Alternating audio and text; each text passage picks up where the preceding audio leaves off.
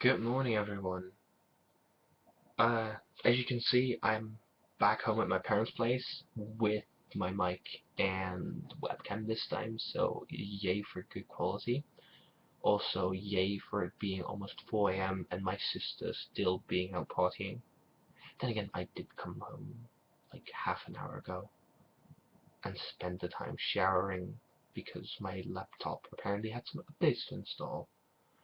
But today is the 8th day of anime. Yeah, yesterday was 7th. Today's the 8th day of anime. And today, because I couldn't yesterday, I'm gonna talk about Steins Gate, the movie. Um, the official name is gone from my mind right now. It came out basically a week, no, yeah, a week ago on DVD. And since then, I've watched it twice. Um, First of all, yes, I did give it a 10 out of 10, which does not happen often at all. But if you're looking for a really good, solid, standalone story, you're not gonna find that in Steins Gate the movie. Yeah, by the way, I will be spoiling shit about Steins Gate itself, so if you have not played the visual novel or watched the anime, I suggest you do not look at this. Daniel, this is especially for you.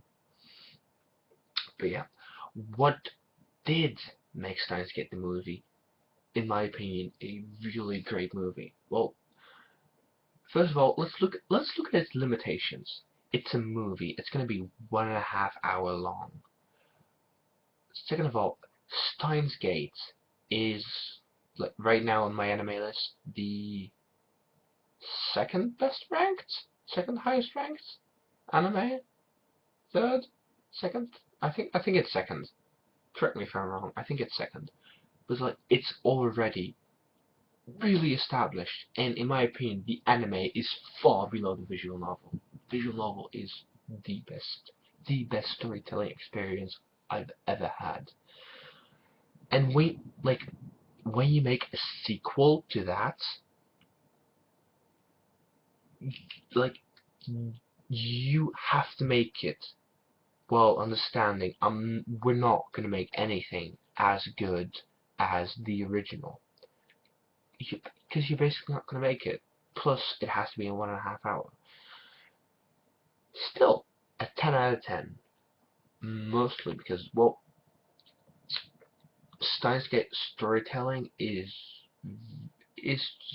so unique because you have the storytelling running through different timelines, and it can get really confusing really easily, except for when you like for when you have the rules and story explained really well.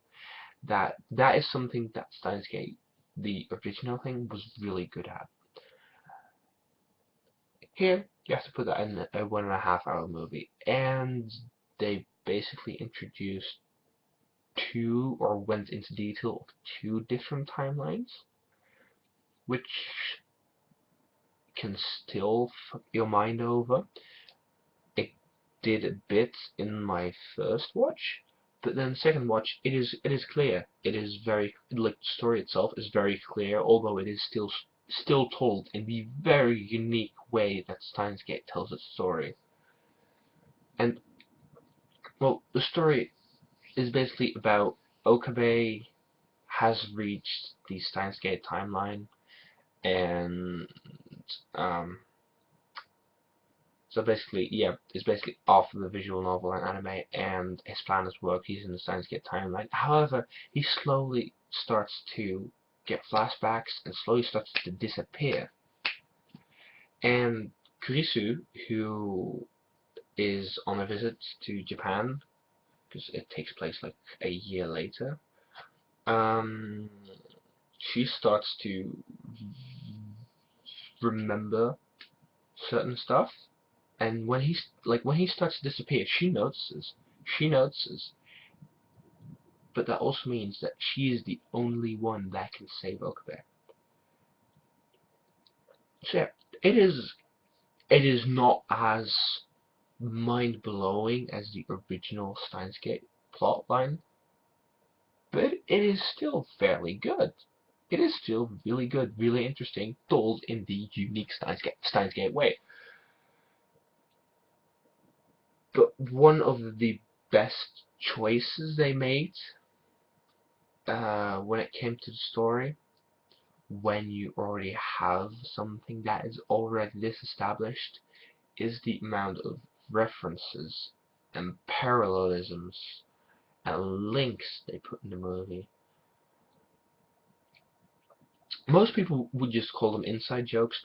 Well, in the end, yeah, they are inside jokes. If you have not watched the anime or played the visual novel, you're not gonna get these inside jokes.